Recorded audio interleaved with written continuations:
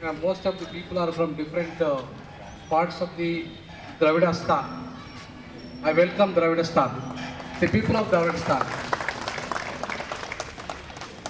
So why I am calling this Dravidastan? Because it is not my word Dravidastan, it is a word of our Dravida leaders. They coined in the year of 1920 itself. చాలా మందికి most of the Telugu people here you can understand Telugu అర్థమవుతుందిగా. So majority Telugu వాళ్ళు ఉన్నారు కాబట్టి తెలుగులో మాట్లాడుతాను, తర్వాత ఇంగ్లీష్లో మాట్లాడుతాను. Little bit I will speak in English. నేను జస్ట్ 23వ తారీఖు రిజైన్ చేశాను పోస్ట్కి. I have resign my post as a dean faculty of law, Osmania university and Telangana university. I have 8 more years service. ఇంకా 8 సంవత్సరాల సర్వీస్ ఉంది. నా జీతం 3 లక్షలు. ఇప్పుడు present salary, my salary 3 lakhs per month. Resign చేశాను దేనికోసం తెలుసా? Only because of the Dravidasthan. I'm shortly going to start a party, Dakshina Bharat party. Dakshina Bharat పార్టీని స్టార్ట్ చేస్తున్నాను నేను. ఆ పార్టీ 2023లో తెలంగాణ స్టేట్లో పోటీ చేస్తుంది. ముందుగా 2024లో మొత్తం మన సౌత్లో పోటీ చేస్తుంది, టోటల్ సౌత్ స్టేట్స్లో. ఎందుకు మరి ఇంత పెద్ద 3 లక్షల ఉద్యోగాన్ని వదిలేసి నేను ద్రవిడస్థాను లేదంటే ద్రవిడ ఉద్యమాల వైపు ఎందుకు రావాలి? What are the reasons? అవసరమైంది. ఈరోజు మీటింగ్ కూడా నేను ఎందుకు వచ్చాను? హైదరాబాద్ నుండి విజయవాడ మీటింగ్కి వచ్చాను, విజయవాడ నుండి ఇక్కడికి వచ్చాను. ఇక్కడ నుండి రేపు నాగ్పూర్ పోవాలి, మళ్ళీ మార్నింగ్ ఫ్లైట్ తీసుకొని నాగ్పూర్ పోవాలి. సో ఎందుకు ఈ ద్రవిడస్థాన్ అవసరం వచ్చిందంటే, నరేంద్ర మోడీ ప్రభుత్వం వచ్చిన తర్వాత వన్ నేషన్ థియరీ వచ్చింది. ఒకే దేశము, ఒకే ఎన్నిక, ఒకే దేశము, ఒకే జిఎస్టీ, ఒకే దేశము, ఒకే రేషన్ కార్డు, ఒకే దేశము, ఒకే హిందీ భాష, ఒకే దేశము, ఇలా అన్ని రకాల ఒక దేశం, ఒక ప్రాంతం ఆధిపత్యం, ఒక భాష ఆధిపత్యం. ఒక దేశం పేరుతోని ఏ ప్రాంతం ఆధిపత్యం? ఉత్తరాది ఆధిపత్యం. ఒక భాష పేరుతోని ఏ భాష ఆధిపత్యం? హిందీ భాష ఆధిపత్యం. ఒక దేశం పేరు మీద ఉత్తరాది సంస్కృతి ఆధిపత్యం, వాళ్ళ యొక్క భాష ఆధిపత్యం, వాళ్ళ యొక్క రాజ్యం ఆధిపత్యం, వాళ్ళ యొక్క పార్టీ ఆధిపత్యం. ఈ దేశంలో ఇవాళ నరేంద్ర మోడీ అంటే భారతదేశము, భారతదేశం అంటే నరేంద్ర మోడీ అనే దుర్మార్గం ఏర్పడింది. భారతదేశం అంటే భారత రాజ్యాంగం ప్రకారము India, that is Bharat, union of states. ఒకసారి నరేంద్ర మోడీకి అర్థం కాకపోతే మళ్ళీ చదువుకోవాలి. He has to read what is India. Under article Constitution of India, that is Bharat, not Hindustan, not like Pakistan. That is Union of States. అంటే రాష్ట్రాల యొక్క సమైక్యనే భారతదేశం. భారతదేశం అంటే ఒక హిందూ దేశం కాదు, లేదా హిందీ దేశం కాదు, లేదా ఉత్తరాది దేశం కాదు. ఇది మొత్తం రాష్ట్రాల యొక్క సమైక్య. అంటే 563 సంస్థానాలు ఈ దేశంలో ఒక దేశంగా ఏర్పడ్డప్పుడు ఆ సంస్థానాల యొక్క భాష, సంస్కృతి, వాళ్ళ యొక్క ఆహార అలవాట్లు, వాళ్ళ యొక్క డ్రెస్సు, అన్ని సాంప్రదాయాలు వేరువేరు. తెలంగాణని ఆంధ్ర మార్మి మీరు మేము వేరు అని చెప్పేసి వేరే రాష్ట్రం అయిందా కాలేదా? అయిందా? మరి అయినప్పుడు మనము హిందీ వాళ్ళము, మనము గుజరాతీలము ఒకటి కాము కదా ఈ దేశంలో. ఎవరి భాష వాళ్ళదే, ఎవరి సంస్కృతి వాళ్ళదే. ఎవరి సంస్కృతి, ఎవరి భాష, ఎవరి వస్త్రాధరణ, ఎవరి ఫుడ్ అందరిది గౌరవించాల్సిన బాధ్యత ఉందా లేదా ఈ దేశంలో? ఆయన ఏమంటున్నాడు? నువ్వు మాంసం తినద్దు అంటాడు, లేదంటే నువ్వు ఈ గుడికే పోవాలి, ఈ దేవుణ్ణి మొక్కాలి, లేకపోతే ఇదే వేసుకోవాలి బట్టలు, లేకపోతే నా దేశమే, నా యొక్క ఉత్తర భారతదేశమే గొప్పది, నా హిందీ భాషే గొప్పది, నేను మాత్రమే పరిపాలన చేస్తా, ఈ దేశంలో ఉత్తర భారతదేశం మాత్రమే పరిపాలన చేయాలా ప్రధానమంత్రి ఎప్పుడు కూడా ఉత్తర భారతీయులే ఉండాలా? ఈ దేశంలో దక్షిణ భారతీయులు ప్రధానమంత్రిగా ఉండొద్దా? చెప్పండి, ఉండొద్దా? మరి ఇప్పటికి 75 సంవత్సరాలుగా ఇద్దరు మాత్రమే దక్షిణ భారతదేశం నుండి ప్రధానమంత్రులు అయ్యారు. ఒకరు పివి నరసింహారావు అయితే మరొకరు దేవేగౌడ. అది 7 ఏళ్ళు మాత్రమే, 7 ఇయర్స్ మాత్రమే. 75 ఇయర్స్లో ఓన్లీ 7 ఇయర్స్ దక్షిణ భారతదేశం ప్రధానమంత్రి అయితే మిగతా అన్ని సంవత్సరాలు ఉత్తర భారతదేశం నుండి. చివరికి మధ్య భారతదేశానికి సంబంధించిన నరేంద్ర మోడీ కూడా ఇవాళ ఉత్తర భారతదేశ పార్లమెంట్ మెంబర్ అయ్యిండు. ఎక్కడ? వారణాసి. ఆయన గాంధీనగర్ యాక్చువల్గా ఆయన పార్లమెంట్, దాన్ని వదులుకొని ఇలా వారణాసి పార్లమెంట్ మెంబర్ అయ్యిండు. ఎందుకు అయ్యిండు అంటే ఆయన మీద ఉత్తర భారతదేశం ముద్ర పడాలి. నేను కూడా ఉత్తర భారతదేశం అన్నీ, నన్ను కూడా ప్రధానమంత్రిగా మీరు అంగీకరించాలంటే ఉత్తర భారతదేశం నేను ముద్ర వేసుకోవాలి. ఇలా వారణాసిని ఉంచుకొని గాంధీనగర్ను వదులుకున్నాడు. అంటే అర్థమైంది, ఉత్తర భారతదేశం యొక్క ఆధిపత్యం లేకుండా ఈ దేశంలో ప్రధానమంత్రి అనే పదవి రాదు. అందుకే ఇవాళ నరసింహారావు చచ్చిపోతే సమాధి ఎక్కడ పెట్టారు? హైదరాబాద్లో పెట్టారు, ఢిల్లీలో పెట్టలే. ఢిల్లీలో కనీసం కాంగ్రెస్ పార్టీ కార్యాలయం కూడా రానియలే. ఎందుకంటే ఆయన దక్షిణ భారతదేశముడు, పనికిరాడు. ఇక్కడ ఆయన సమాధి కూడా పనికిరాదు ఇక్కడ. కాబట్టి తీసుకొచ్చి హైదరాబాద్లో పడేశారు. సగం కాలింది శవం, సగం కాలలేదు. అంటే మన వాళ్ళు ప్రధానమంత్రి అయినా కూడా ఏంటి పరిస్థితి? నీకు ఢిల్లీలో స్థానం లేదు. ఎక్కడున్నది నీ స్థానం? ఎక్కడ ఉంది? హైదరాబాద్లోనే ఉంది మళ్ళీ నీ స్థానం. అంటే south capital Hyderabad is the south capital. అందుకే మనము, మన దేశము, మన ప్రాంతము సపరేట్ కావాల్సి ఉండే. ఎప్పుడు పాకిస్తాన్ విడిపోయినప్పుడే ద్రవిడస్థాన్ అనే డిమాండ్ పెరియార్ పెట్టాడు. పాకిస్తాన్ విడిపోయినప్పుడే ఈ దేశంలో ద్రవిడస్థాన్, దక్షిణాది వేరు, ఉత్తరాది వేరు, పాకిస్తాన్ వేరు. కాబట్టి మా ప్రాంతం వేరు, మా భాషలు వేరు, మా సంస్కృతి వేరు. ఇంతకుముందు ప్రొఫెసర్ గారు చెప్పారు. వాళ్ళు ఆర్య సంతతి, మనం ద్రవిడ సంతతి. మన భాషలు వేరు, మన సంస్కృతి వేరు. వాళ్ళెవరో వచ్చి ఉత్తరాది నుండి వచ్చి ఎక్కడో మధ్య ఆసియా దేశాల నుండి వచ్చి మన మీద పెత్తనం చేయడం ఏంది? ఈ దేశం మాది, ఇది దేశం మనది. ఈ భూమిపుత్రుల మనం పరిపాలించాలా, ఉత్తరాది వాళ్ళు వచ్చి పరిపాలించాలా? ఇలా ఉత్తరాది పార్టీ పేరు మీద బీజేపీ మొత్తం ఆంధ్రప్రదేశ్లో కబ్జా చేయడానికి చూస్తుంది. ఎట్టి పరిస్థితుల్లో బీజేపీని ఒక్కసారి అనుమతిస్తే ఉత్తరాది ఆధిపత్యము, ఉత్తరాది సంస్కృతి అంతా మన మీద రుద్దబడుతుంది. ఈవెన్ కాంగ్రెస్ కూడా అదే ఉత్తరాది పార్టీని. మరి లోకల్ పార్టీలు ఎవరు? లోకల్లో మన పార్టీలు పెట్టుకున్న వాళ్ళని మనం బలపరచాల్సిన అవసరం ఉంది. స్పష్టంగా తెలుగుదేశం అనే పదంతో పెట్టడం చాలా అభినందనీయం. అంటే ఈ సందర్భంగా తమిళ భాష పేరుతో ఒక పార్టీ, ద్రవిడస్థాన్, ద్రవిడ భాషల పేరుతో ఒక పార్టీ రావాలి. ఇలా మొత్తం దక్షిణాదిని కలిపి ఒక పార్టీ కావాలి. మనం దక్షిణాది యొక్క ఆత్మగౌరవాన్ని ఎవరు కాపాడే పరిస్థితుల్లో లేరు. ఇప్పుడు ఇవాళ చిన్న ఎగ్జాంపుల్ చెప్తా మీకు. ఏపీ తెలంగాణ విడిపోయింది, కనీసం క్యాపిటల్ సిటీ అన్న నిర్ణయించిన వాళ్ళు ఉత్తరాది వాళ్ళు. బీజేపీ కాంగ్రెస్ కుమ్మక్కై దక్షిణ భారతదేశంలో 42 ఎంపీ స్థానాలు మనవి ఉంటే, ఆంధ్రప్రదేశ్ ఉంటే, తెలంగాణ పేరుతో విడగొట్టి ఇవాళ 25 సీట్లు ఏపీకి అయితే 17 సీట్లు ఇలా తెలంగాణకు అయినాయి. మరి ఇవాళ కనీసం క్యాపిటల్ సిటీ లేకుండా ఇవాళ మనం కొట్లాడుకునే విధంగా ఒక చట్టంలో క్యాపిటల్ సిటీ లేకుండా ఆంధ్రప్రదేశ్ని పిలిచారు. మరి అట్లే మరి మిగతా రాష్ట్రాలు ఎందుకు వివరించలేదు? మీరు వాజ్పేయి హయాంలో మీరు క్యాపిటల్ సిటీని నిర్ణయించి మీ రాష్ట్రాలు పంజాబ్, హర్యానా రాష్ట్రాలు కానీ, ఉత్తరాఖండ్ కానీ మీరు ఏర్పాటు చేసుకున్నప్పుడు మరి మా ప్రాంతం విడిపోయినప్పుడు మాకు క్యాపిటల్ సిటీ ఎందుకు పెట్టలేదు? మీరు చట్టంలో ఎందుకు చేయలేదు? మీరు ప్రత్యేక హోదా ఎందుకు ఇవ్వలేదు? మీరు చట్టంలో ప్రత్యేక ప్యాకేజ్ ఎందుకు ఇవ్వలేదు? మీరు మీ అయ్యా జాగిరా ఈ భారతదేశం, మీ బాపు జాగిరా, మా ఓటు లేదా ఈ దేశంలో? మేము ఓటు వేయకుండానే మీరు గెలిచిర్రా? 130 ఎంపీ స్థానాలను పంపిస్తున్నాం మేము ఈ దేశంలో. మా ప్రాంతం నుండి 130 ఎంపీ స్థానాలు వస్తున్నాయి. మరి మా ప్రాంతానికి మీరు ఇచ్చిన అభివృద్ధి ఏంటి? మా ప్రాంతాన్ని మీరు ఏం అభివృద్ధి చేశారు? మా ప్రాంతాలని 23 కోట్ల మంది ప్రజలు, 25 కోట్ల మంది ప్రజలు మేము ఈ దక్షిణ భారతదేశంలో ఉన్నాం. మొత్తం ఈ దేశాన్ని అంతా నడిపిస్తుంది మేమే. డబ్బంతా పేమెంట్ చేస్తుంది మేమే.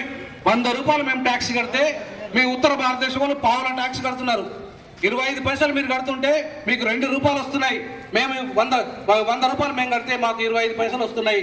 75 పైసలు లాస్ అవుతుంది మాకు. మేము మిమ్మల్ని కాస్తున్నాం, మీరా మమ్మల్ని కాస్తున్నారు. నరేంద్ర మోడీ చదవడం లేదు. దక్షిణ భారతదేశం నుండి మాత్రమే ఈ దేశాన్ని చదువుతున్నాం మనం. ఉత్తర భారతదేశం వాళ్ళు మనల్ని చదవడం లేదు. మీరు మా మీద పెత్తనం చేయడం ఇది. కష్టపడేది మేము, డబ్బులు ఇచ్చేది మేము, పెత్తనం మీరు చేయాలా? మనం ఎంతకాలం వల్ల ఆ యొక్క పెత్తనాన్ని సహకరిద్దాం. ఇలా ఉత్తరప్రదేశ్ని ఎందుకు పెంచలేదు మీరు? 80 ఎంపీలు ఉన్నాయి, 25 కోట్ల జనాభా ఉంది. మొత్తం మా దక్షిణ భారతదేశ జనాభా ఎంతనో మీ యొక్క ఉత్తరప్రదేశ్ జనాభా అంతా. మరి మా ఆంధ్రప్రదేశ్ని పెంచిన మీరు ఉత్తరప్రదేశ్ ఎందుకు పెంచలేదు అంటున్నా. ఎందుకు మీరు మాయావతి గారు అసెంబ్లీ తీర్మానం చేసి 4 రాష్ట్రాలు చేయమని చెప్పి ఆమె చేస్తే, ఆమె ఎప్పుడో 95లోనే చేస్తే ఈ రోజు వరకు కూడా మీరు ఎందుకు ఉత్తరప్రదేశ్ని పెంచలేదు, ఆంధ్రప్రదేశ్ని మాత్రమే ఎందుకు పెంచారంటున్నా. దీన్ని ఎందుకు అడగద్దంటున్నాం మనం? నరేంద్ర మోడీ, నువ్వు వచ్చి మా ఆంధ్రప్రదేశ్ విభజించినావు, నువ్వు ప్లస్ రాహుల్ గాంధీ, మీ సోనియా గాంధీ కలిసి మా ఏపీని విభజించారు. మరి మీ యూపీని ఎందుకు విభజించట్లేదు మీరు?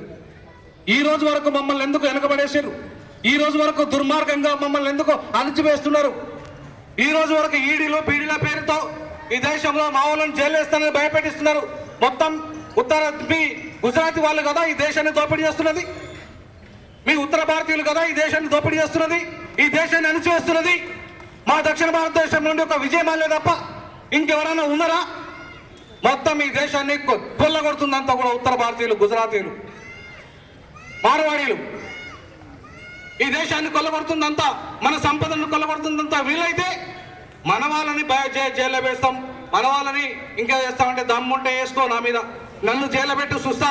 నరేంద్ర మోడీ నీకు దమ్ముంటే నన్ను జైల్లో పెట్టి చూస్తా. అది కూడా చెప్తా. ఇప్పుడు ఫ్రెండ్షిప్ కూడా ఎందుకో చెప్తా. ఇవాళ చెప్తున్నాను, మన ప్రాంతం నుండి దమ్మున్న నాయకులు లేకుండా, మన ప్రాంతం నుండి ఇవాళ నిలదీసి మాట్లాడే వాళ్ళు లేకుండా ఉన్న కారణంగానే మనం బలహీనపడుతున్నాం. అందుకే ఫ్రెండ్షిప్ కావాలి, మన మధ్యలో ఐక్యత కావాలి. తమిళ్, కన్నడ, మలయాళీ మనం వేరు కాదు, మనం ద్రవిడులం. మన భాష ద్రవిడ భాషలు, మన అస్తిత్వం ద్రవిడ అస్తిత్వం, మన సంస్కృతి ద్రవిడ సంస్కృతి, మన దేవుళ్ళు ద్రవిడ దేవుళ్ళు. మన దేవుడు శివుడు, మన దేవుడు రాముడు కాదు. రాముడు ఉత్తరాది దేవుడు, శివుడు మన దక్షిణ దేవుడు. మనం శివుని వారసులం, వాళ్ళు రాముని వారసులు. కాబట్టి మన దేవుళ్ళని మనం కొలుసుకోవాలి, మన మధ్యలో ఐక్యత తెచ్చుకోవాలి, మన భాషల్ని మనం కాపాడుకోవాలి, మన మధ్యలో మన ప్రాంతం యొక్క ఐక్యతను కాపాడుకోవాలి. అందుకే నేను 8 సంవత్సరాల ఉద్యోగము 2,50,00,000 నష్టం వస్తుంది. ఇప్పుడు 3 కోట్ల చిల్లర నష్టం వస్తుంది నాకు. 3 కోట్లు నష్టపోయి కూడా నేను ముందు 8 సంవత్సరాల జీతం పోతే నా దగ్గర 3 కోట్ల రూపాయలు జీతం పోతుంది. ఎవరన్నా ఒప్పుకుంటారు, నా పిల్లలు ఒప్పుకుంటారా? 3 కోట్ల రూపాయల జీతాన్ని వదులుకున్నారా? ఏదో ఇంటికి కూడా రావద్దా అంటారా? నా భార్య, నా పిల్లలు 3 కోట్ల జీతం వదులుకున్నవారా విధవా, నువ్వు ఇంటికి రావద్దు అని అంటారా అన్నారా? కానీ నా 30 కోట్ల ప్రజల కోసం, నా దక్షిణ భారతదేశం కోసం నేను రాజీనామా చేశాను. ఖచ్చితంగా పోరాటానికి సిద్ధపడతా. ఎవరికి భయపడేది లేదు, అదిరేది లేదు, బెదిరేది లేదు. నీ ఈడీలకు, బీడీలకు, గాడీలకు భయపడేది లేనే లేదు. ఎందుకంటే కేవలం ఉద్యోగం మీదనే బతికిన, కష్టం మీదనే బతికిన. అంబేద్కర్ ఎట్లయితే, భారత రాజ్యాంగ రూపకర్త అంబేద్కర్ ఎట్లయితే నీతి నిజాయితీతో ఈ దేశం కోసం, ఈ ప్రజల కోసం పనిచేశాడో అంతటి నీతి నిజాయితీతో పనిచేయడానికి సిద్ధపడ్డా. కాబట్టి ఇవాళ మీ అందరి యొక్క ఉత్సాహం చూస్తుంటే నాకు త్వరలోనే మన ద్రవిడ మధ్య ఐక్యత తీసుకొచ్చి ద్రవిడ స్థాన్ కోసం పనిచేసే ముఖ్యమంత్రిని గెలిపియాలి. ఎవరినైనా ఈ ద్రవిడ ప్రాంతం యొక్క అభివృద్ధిని కాంక్షించే ముఖ్యమంత్రిని గెలిపియాలి. మనం ఈ ప్రాంతానికి ఆకాంక్షే, ఈ ప్రజలను ప్రేమించే వాళ్ళనే ఎంపీలుగా, ఎమ్మెల్యేలుగా గెలిపించాలి. అంతేగాని ఈ ప్రాంతాన్ని తీసుకుపోయి బీజేపీలకు దోపిడీ చేస్తా, ఉత్తరాది వాళ్ళకి దోపిడీ చేస్తా, వాళ్ళ బానిసలుగా తయారైదామంటే ఎట్టి పరిస్థితిలో ఊరుకునేది లేదు.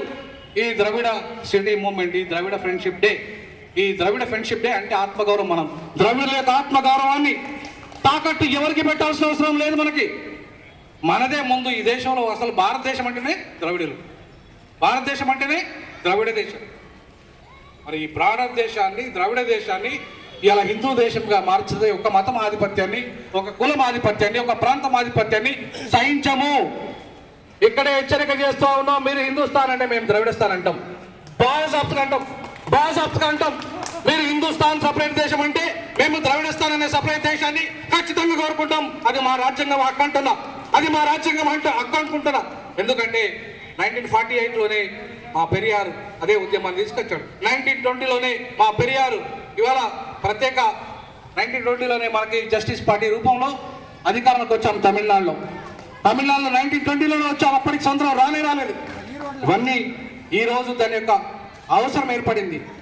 ఈరోజు అవసరం ఏర్పడింది ఎందుకంటే ఉత్తరాది ఆధిపత్యం బలంగా మొత్తం మన దక్షిణాన్ని ఇవాళ ధ్వంసం చేయకముందే, మన సంస్కృతిని, మన భాషల్ని ధ్వంసం చేయకముందే మనమంతా ఐక్యమైదాం. మన వీరులు, దక్షిణాదిలో ఉన్న మన వీరులను జ్ఞాపకం చేసుకున్నాం. ఎవరెవరైతే మన కోసం త్యాగం చేశారు, ఏ కవులైతే ఈ దక్షిణాది ప్రాంతంలో, ఈ తెలుగు నేలలో, ఈ మలయాళీ నేలలో, ఈ కన్నడ నేలలో, ఈ తమిళ నేలలో గొప్ప గొప్ప సాహిత్యాలను ప్రపంచం గర్వించే విధంగా కొన్ని వేల సంవత్సరాలుగా పుట్టిన భాష, సంస్కృతి, కవులు, కళలు, వాటన్నిటిని సంరక్షించుకుందాం. ఇప్పటి వరకు దక్షిణాదికి రెండవ రాజధాని హైదరాబాద్ చేయాలని అంబేద్కర్ 1955లో చెప్తే ఈ రోజు వరకు పార్లమెంట్లో దాని మీద చర్చే లేదు. ద్రవిడ భాషల అభివృద్ధి కేంద్రం ఏర్పాటు చేయాలని 1955లోనే చెప్తే ఈ రోజు వరకు పార్లమెంట్లో దాని మీద చర్చే లేదు. ఈ రోజు వరకు మన దక్షిణాది ప్రాంతాలను డెవలప్ చేయాలి, కారిడార్స్ ఏర్పాటు చేయాలి, ప్రత్యేక రిక్రూట్మెంట్ బోర్డు ఏర్పాటు చేయాలని 1955లో అంబేద్కర్ చెప్తే ఈ రోజు వరకు దిక్కు మొక్కు లేదు. మరి మీ ప్రాంతం కోసం అయితే రైల్వే రిక్రూట్మెంట్లో మీరే ఉంటారు, ఐఏఎస్లో మీరే ఉంటారు, ఐపీఎస్లో మీరే ఉంటారు. మీ ఢిల్లీ ప్రాంతాలనే మొత్తం అనిపెట్టుకుంటారు. మేమంతా ఢిల్లీ దాకా పోవాలి. మాకు సుప్రీంకోర్టు బెంచ్ వద్దా? మా ప్రాంతానికి సుప్రీంకోర్టు బెంచ్ వద్దా? మా ప్రాంతానికి పార్లమెంట్ వద్దా? ఖచ్చితంగా రావాలి.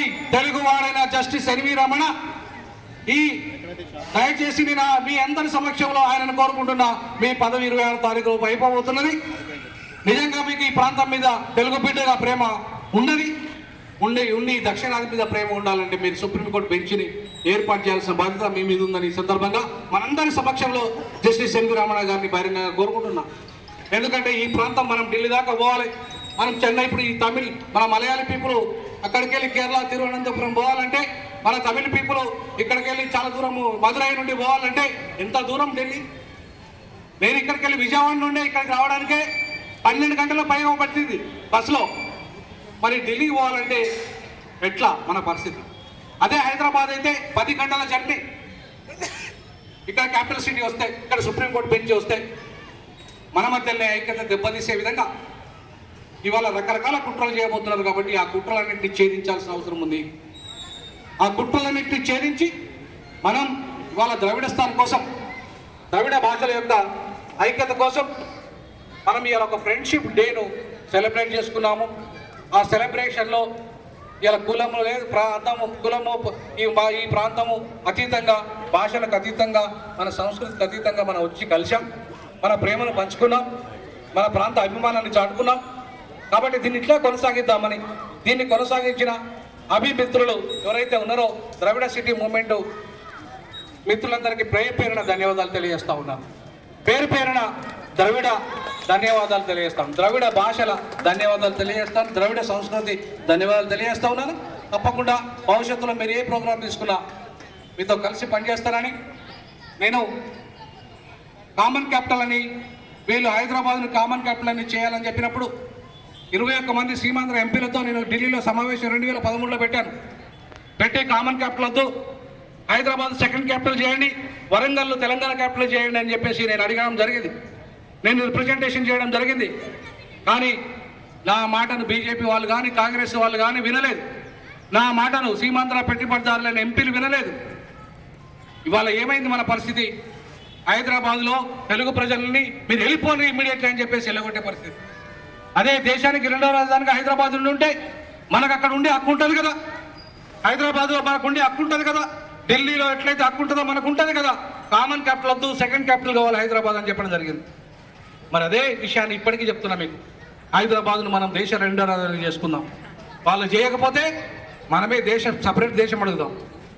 మీరు హిందుస్థాన్ అంటే ఖచ్చితంగా మేము ద్రవిడిస్తాన్ అంటాం.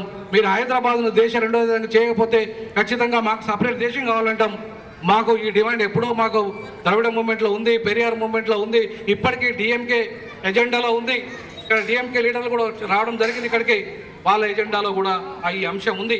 కాబట్టి మా ప్రాంతాన్ని మీరు కాపాడితే మేము ఆత్మగౌరవంతో బతుకుతాం. మా ప్రాంతం మీద అణిచివేయాలంటే మా ప్రాంత భాషలని, సంస్కృతిని, సంపదని అణిచివేయాలి, దోపిడీ చేయాలి. మేము కొట్లాడుకోవాలి. మా తెలంగాణ, ఆంధ్ర కొట్లాడుకోవాలి. కర్ణాటక మేము తమిళలు కొట్లాడుకోవాలి. కృష్ణా గోదావరి ఇష్యూలో ఆంధ్ర తెలంగాణ కొట్లాడుకోవాలి. అట్లాగే కావేరీ ఇష్యూలో తమిళనాడు కర్ణాటక కొట్లాడుకోవాలి. అట్లాగే ఉద్యోగాల విషయాలు కొట్లాడుకోవాలి. క్యాపిటల్ సిటీ విషయాలు కొట్లాడుకోవాలి. అన్నింటిలో కొట్లాడుకోవాలా మేము? మరి మీరెందుకు పరిపాలన చేస్తున్నారు? మేము కొట్లాడం ఇక ఏం పరిపాలన చేస్తాం? ఈ దేశ పగ్గాలను మా చేతుల్లో తీసుకుంటామని తెలియదు. ఈ అవకాశం ఇచ్చిన పేరు ధన్యవాదాలు తెలుస్తాం.